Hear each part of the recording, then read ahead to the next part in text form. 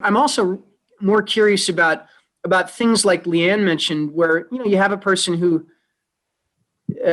maybe either in physical danger, or maybe just is going down a wrong path, and if so, do you have some sort of a moral obligation to apply whatever amounts to a correction, however that works? Like, I'm just curious, how do you think about the obligations that you've taken on when you took on a project like this?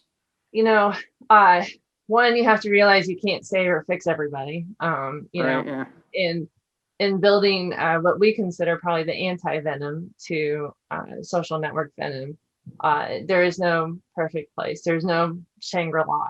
Every anti-venom has some venom in it. So we have to manage expectations, and what will really define this is how we respond to it, I believe. And what we're doing right now with REV is we're working hard to build the foundation and set the tone for the platform. And so I expect leaders in our platform to lead and to lead well. So again, this isn't just any old social networking platform. We're calling it the meaning network. We don't want to redo social networks.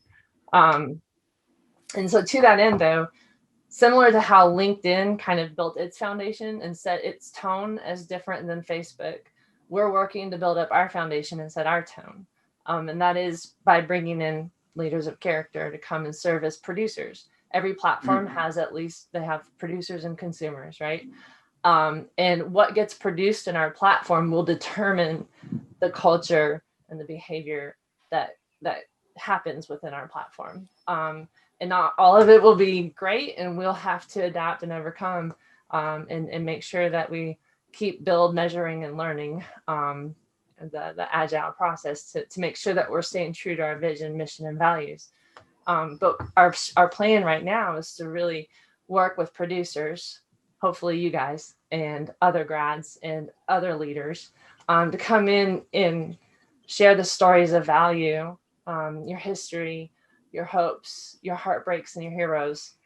We call it the 4-H's. Share the stories of value that will help the consumers, and then the consumers will connect and reward the producers, and you end up with the viral growth, the networking effects in the platform. Now, we won't tolerate extremist behavior. We have all this on our community standards.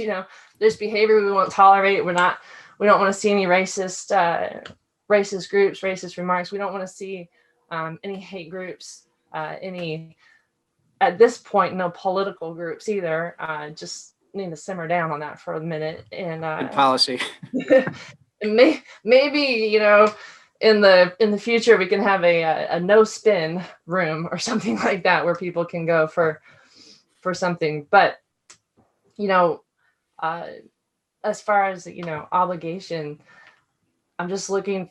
I believe that when we find the right people to come in and set that tone and foundation, that leaders will lead. And hopefully, if you saw somebody post something and them, hopefully that's what we're doing. Them, to be like, hey, can I take you out to coffee or something?